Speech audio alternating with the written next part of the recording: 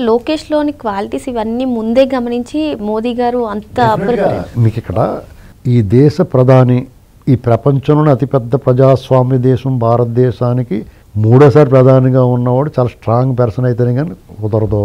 అతని పట్ల ప్రజలకు అత్యంత విశ్వాసము అకుంటేంత ప్రేమ అభిమానాలు ఉన్నాయి వాళ్ళందరికీ. అటువంటి వాడు లోకేష్ని ముద్దెట్టుకుంటున్నాడు. ఎక్కడ కనపడితే అప్పుడు ఎప్పుడు కనపడితే అప్పుడు అటువంటిప్పుడు డెఫినెట్గా లోకేష్ కూడా ఆ వైపు నుంచి అంత ప్రేమాభిమానాలు ఉన్నప్పుడు వాళ్ళకు కూడా అంత మద్దతు ఉండాలి. అవసరమైనప్పుడు వాళ్ళు మోడీ గారు భలే ఉన్నాడు, మంచి బాగున్నాడు, మంచి దిట్టంగా ఉన్నాడు అని చెప్పాలి కదా. చెప్తున్నాడు వాళ్ళ పార్టీకి సరే ఒకరినొకరు పోటీ వేసుకుని అవమానాలు చేసుకోకుండా ఎన్నికలు వచ్చినప్పుడు ఎంతో కొంత బీహార్లో టైట్ పొజిషన్ ఉన్నప్పుడు వీళ్ళ వంతు బాధ్యతగా ఎన్డీఏ కూటమిలో పార్టీలుగా అతని బాధ్యత వెళ్ళాడు. అతనికి ప్రశంసలు వచ్చిన ఫలితాలు ఎలా ఉంటే చూద్దాం. కానీ డెఫినెట్గా ఫలితాలు కూడా అనుకూలంగా మారచ్చు. ఎంతో కొంత పాజిటివ్నెస్ వచ్చింది యువతలో, ముఖ్యంగా కార్పొరేట్ సర్కిల్లో లోకేష్ పర్యటన, అతని ప్రచారం పార్టీ నాయకుల్లో కూడా ఒక పాజిటివ్గా తీసుకొచ్చింది. అందరూ కూడా ప్రశంసిస్తున్నారు. ఇంతవరకు వెల్ డన్ లోకేష్ అని మనం అనొచ్చు.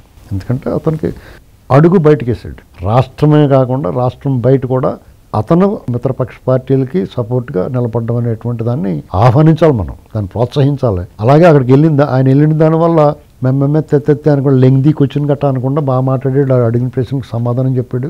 బాగానే చెప్తున్నాడు అనుకున్నారు. ఇంకొకడు ఉన్నాడు మన రాష్ట్రంలో అసెంబ్లీకి రాడు కానీ ప్రతిపక్ష హోదా కావాలి, నేను ఇంట్లో పడుకుంటాను, నాకు నువ్వే తినిపించి పెట్టిన ఆవలించినప్పుడు చిటికలు కూడా ఏమంటాడు. అలాంటి కూడా ఉన్నాడు మన ప్రతిపక్ష పార్టీలో. ఇక్కడ అతను ఎప్పుడు చూసినా సేవలో ఏడుపు మోహం, దానికంటే ఫ్రెష్గా చూడగానే గుడ్ లుక్.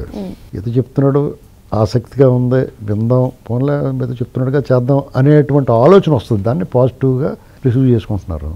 బీహార్లో కూడా ఎడ్యుకేటెడ్ ఎక్కువ.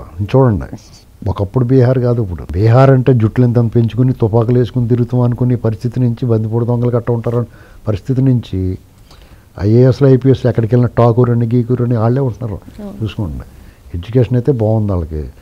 ఏమైనా లోకేష్ పర్యటన అనేటువంటిది ఎంతో కొంత మేలు జరిగింది. కార్పొరేట్ సర్కిల్లోను, ఎంప్లాయీస్లోను, యూత్లోను, పొలిటికల్ లీడర్ సర్కిల్లోను అంతా కూడా విమర్శలు రాలేదు. ముఖ్యంగా రాహుల్ గాంధీ లాంటి కాంగ్రెస్ ప్రతిపక్షం కదా, ఆ కూటమి నుంచి ఆయనకి ఏం విమర్శలు రాలేదు. అసలు ఆయన టార్గెట్ చేయలేదు. అంటే టార్గెట్ చేస్తే నష్టం జరుగుద్ది అనుకున్నారు. కొంతమంది ఏమంటారు, వాళ్ళు అసలు లెక్క చేయట్లేదు అందుకనే టార్గెట్ చేయలేదు అన్నట్టు. అది కాదు. ఒక వ్యక్తి పాజిటివ్గా పబ్లిక్లో ఉన్నప్పుడు అతను టార్గెట్ చేస్తే ఇంకా మైనస్ అవుద్ది. అందుకని వాళ్ళు ఏం చేస్తారంటే తెలివిగా అతను విమర్శించలేదు. లేదా ఏమో ఇతను పెద్ద నాయకుడు అయిపోతాడు, పెద్ద ఎప్పుడన్నా పనికి వస్తాడేమో అని కూడా ఆగుతారు.